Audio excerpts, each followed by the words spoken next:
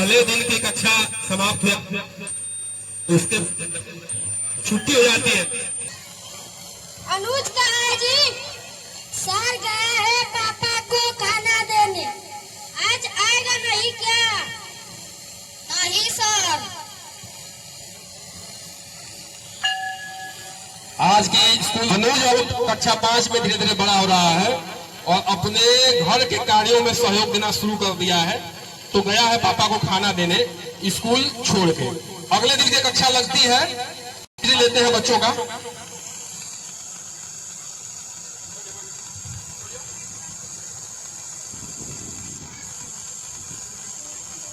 अरे बोलो भाई। अनुज कहाँ है जी?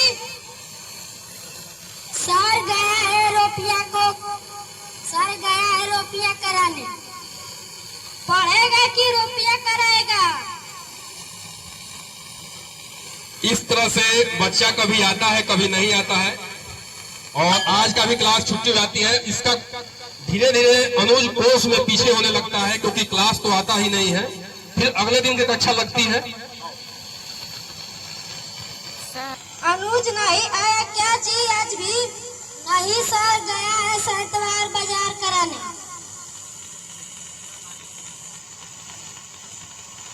और बच्चा पूरी तरीके से लीन है, अपने घर के कामों में सहयोग दे रहा है, तो मास्टर साहब परेशान हो गए हैं।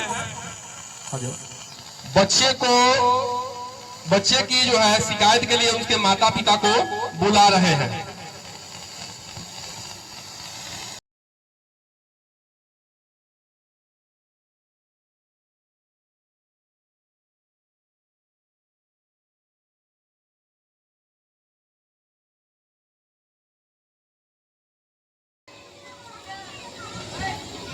शिक्षक जो है माता पिता को बुलाए हुए हैं स्कूल में। आपका पुत्र जो है क्यों नहीं रोज स्कूल आ रहा है, तो आगे का संवाद सुनिए। अरे मास्टर साहब, हमार लड़का बड़ी घबराता, एक नंबर बड़ी कम आवता। आप अपने बच्चे को रोज स्कूल नहीं भेजते हैं, बहुत अनुपस्थित रहता है। चलिए अब आगे से ऐसा ना होई।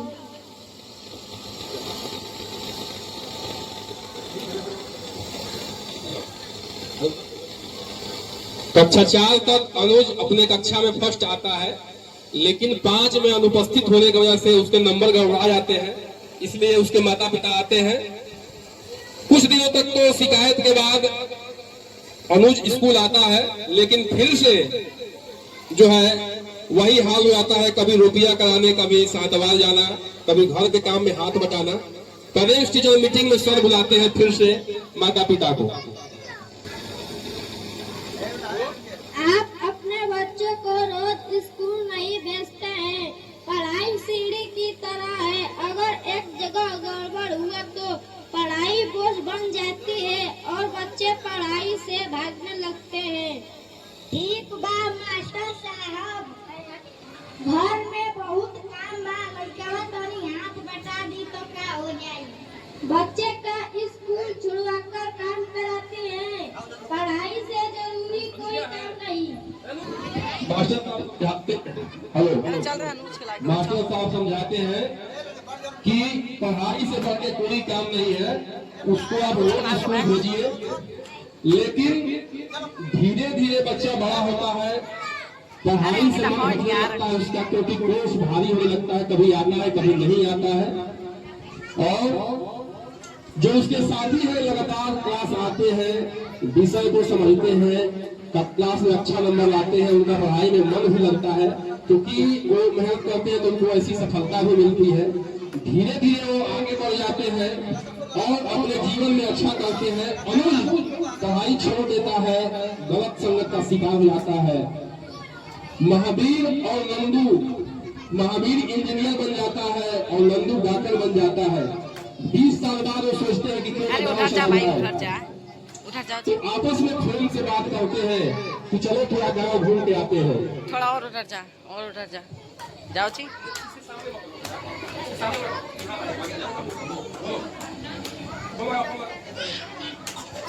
अरे नंदू चलो गांव चलते हैं, गांव घूमे बहुत दिन हो गया। हाँ सही कह रहे हो, 4-5 दिन की छुट्टी लेकर चलते हैं। आ जाओ। अब उसके माता पिता बूढ़े हो चुके हैं, ये लोग जवान हो चुके हैं, बैठ जाइए। ठंडी का मौसम है, अंगीठी सेक रहे हैं उसके माता पिता, तो उनसे चर्चा कर रहे हैं। आगे की चर्चा सुनिए। चाचा जी प्रणाम। चाचा जी प्रणाम। चाची प्रणाम। चाची जी प्रणाम। अनुज क्या है? खुश रहो बेटा, वो शराब की भट्टी पे गोइल होई। शराब की भट्टी पर क्या करने गया है? बेटा हमने के बूढ़ो हो गई बानी जा, अब उहे अकेले कमाए वाला बाटे, दिन में मजदूरी करेला, साजी काने हमन के और अपन लइकन के मारेला पीटेला। गुरुजी कहते रहे कि उसको रोज स्कूल भेजिए। आप लोग स्कूल कभी कभी भेजते थे। स्कूल में केवल पढ़ाई नहीं सिखाई जाती, वहाँ शिष्टाचार और संस्कार भी सिखाया जाता है।